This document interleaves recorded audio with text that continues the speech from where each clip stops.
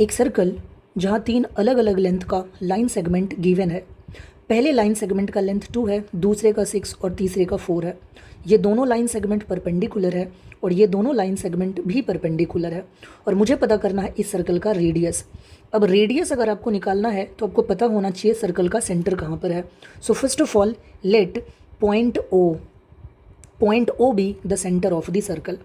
और अगर ये पॉइंट हमारे सर्कल का सेंटर है तो अब आगे की कहानी बहुत ध्यान से सुनना। ये जो 3 लाइन सेगमेंट हमारे पास है इसमें से केवल यही एक लाइन सेगमेंट है जो हमारे सर्कल के लिए कॉर्ड का काम कर रहा है। ना तो ये सर्कल का कॉर्ड है और ना ही ये सर्कल का कॉर्ड है। अब कॉर्ड क्या होता है? जब भी आप सर्कल पे प्रेजेंट किसी भी 2 पॉइंट को ज्वाइन कर दोगे तो सर्कल का कॉर्ड बन जाता है। तो क्या ये कॉर्ड का काम करेगा? बिल्कुल नहीं। ये भी सर्कल का कॉर्ड नहीं है, केवल ये सर्कल का कॉर्ड है।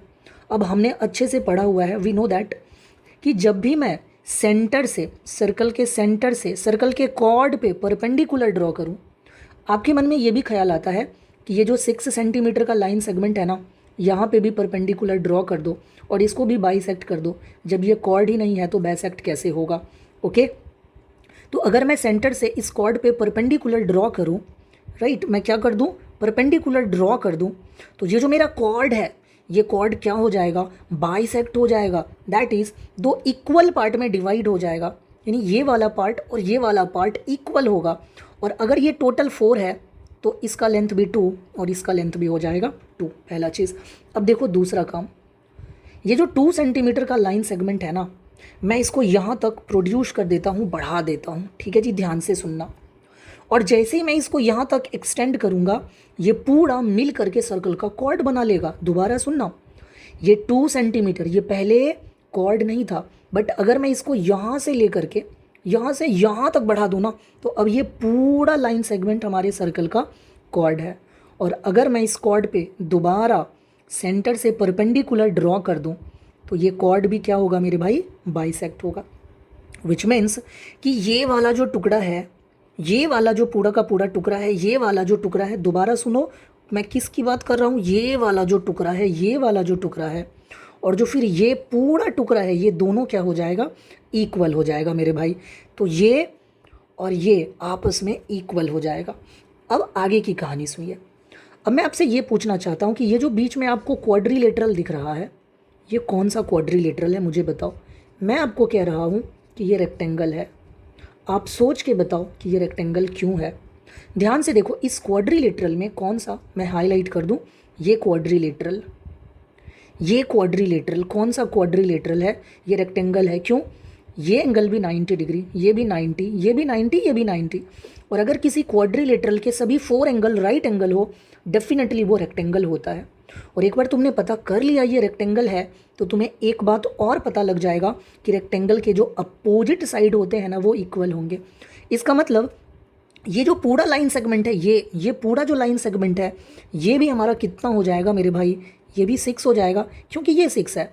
और ध्यान से सुनना, अगर ये 2 है तो ये कितना हो जाएगा? यहाँ से लेके यहाँ तक। ध्यान से सुनना, मैं इस पूरे की बात नहीं कर रहा हूँ, केवल यहाँ से लेके यहाँ तक ये कितना हो जाएगा?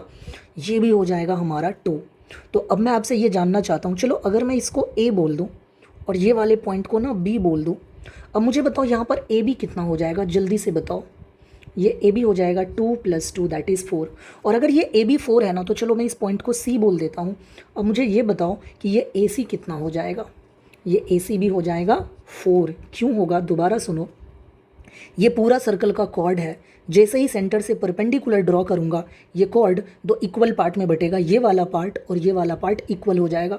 तो अगर ये लेंथ 4 है तो ये भी कितना होगा? 4 हो जाएगा। बहुत अच्छे। अब देखो आगे, मुझे रेडियस चाहिए तो मैं एक काम करता हूँ, ठीक है जी, मैं एक काम करता हूँ, ध्यान से सुनना। यहाँ से लेके यहाँ तक ये जो लेंथ है, दोबारा हाईलाइट करता हूँ, देखना ये लेंथ, मैं इस लेंथ को x कंसीडर कर लेता हूँ। लेट ये जो लेंथ है ये x है मेरा। और अगर ये लेंथ x है तो मुझे ये बताना ये कितना हो जाएगा? OA कितना हो जाएगा? जल्दी से बता दो मुझे, बताओ ये OA कितना हो जाएगा? दोबारा से सुनना, ये पूरा 6 है जिसमें से तुमने ये वाला पार्ट x मान लिया है, ये वाला पार्ट तुमने x मान लिया है, तो ज़रा बताओ ये रिमेनिंग पार्ट कितना हो जाएगा? 6 - x। तो ये हमारा हो जाएगा 6 माइनस एक्स। ओके, अब देखो मैं एक काम करता हूँ, ये जो सेंटर है मैं सेंटर को यहाँ ज्वाइन कर देता हूँ, और जैसे ही मैं ऐसा करूँगा ये सर्कल का सेंटर है और ये सरकमफेरेंस पे प्रेजेंट एक पॉइंट है, तो ये लाइन सेगमेंट ना रेडियस का काम करेगा। मैं एक और काम कर रहा हूँ, सेंटर को सी से भी ज्वाइन कर दे रहा हूँ और मुझे क्लियरली पता है ये भी हमारे सर्कल का रेडियस है। अब तुम आ जाओ इस राइट एंगल ट्रायंगल में। ये राइट एंगल ट्रायंगल दिख रहा है आपको? आप जैसे ही इस राइट एंगल ट्रायंगल में आओगे ना तो मज़ा आ जाएगा। ध्यान से देखो, इस राइट एंगल ट्रायंगल में ये जो साइड है नीचे वाला, ये जो साइड है ये 2 है, ये जो साइड है ये x है और ये r है। लगा दो पाइथागोरस। क्या लगा दो यहाँ पर? ये राइट ट्रायंगल है, ध्यान से देखना ये कौन सा ट्रायंगल है जनाब? ये राइट ट्रायंगल है, तो इसमें तुम लगा दो जी पाइथागोरस। इसमें तुम लगा दो पाइथागोरस थ्योरम। और जैसे ही पाइथागोरस थ्योरम लगाओगे क्या होता है Pythagoras theorem? p square plus b square is equal to h square. तो ये मेरा बेस है, ये परपेंडिकुलर है और ये राइट ट्रायंगल का हाइपोटेनस है। तुम तो जवान आदमी हो, मुझे जल्दी से बता दो क्या हो जाएगा। तो ये मेरा हो जाएगा r square is equal to 2 का स्क्वायर प्लस x का square, that is r square is equal to 4 plus x square. बस ठीक है जी। अब आ जाते हैं आगे, ध्यान से सुनना कहानी को।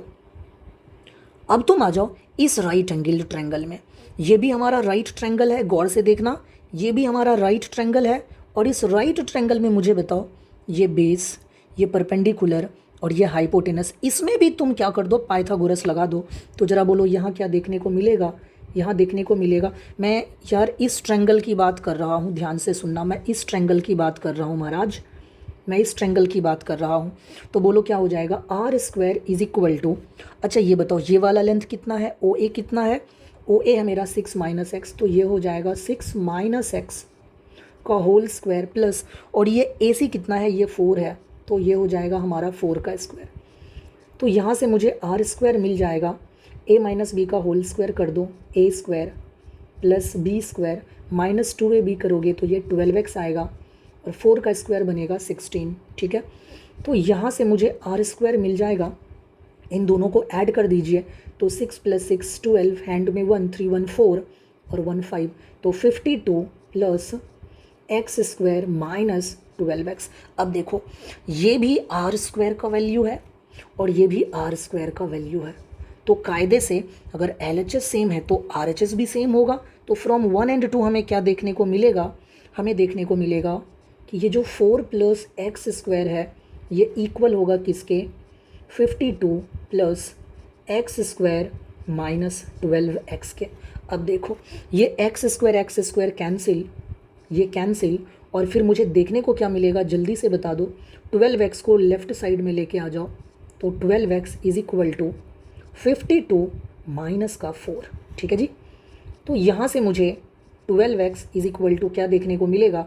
माइनस कर दीजिए तो कितना आ जाएगा? ये आ जाएगा हमारा 48, और जब 12 से ये कैंसिल करोगे तो ये 4 टाइम्स में, तो यहाँ से मुझे जल्दी बताओ x का वैल्यू कितना आ गया? 4। मुझे x नहीं, मुझे रेडियस चाहिए। अब देखो यहाँ पे आ जाओ ना, इक्वेशन 1 में आ जाओ, इक्वेशन 1 में आ जाओ, जल्दी से फ्रॉम 1 आ जाओ। तो मुझे बोलो from equation 1, okay, from equation 1 हमें पता है r square is equal to 4 plus x square, that is 4 का स्क्वायर। तो यहाँ से मुझे r स्क्वायर का वैल्यू मिल जाएगा 4 प्लस 4 का स्क्वायर 16, और ये कितना हो जाएगा? 20। तो r स्क्वायर मुझे कितना मिल गया? 20 मिल गया। स्क्वायर को भेजोगे, स्क्वायर रूट बनेगा, तो यहाँ से r इज इक्वल टू हो जाएगा स्क्वायर रूट ऑफ 20, और 20 को तुम लिख सकते हो 5√2। तो ये हमारे सर्कल का क्या है जनाब? रेडियस है।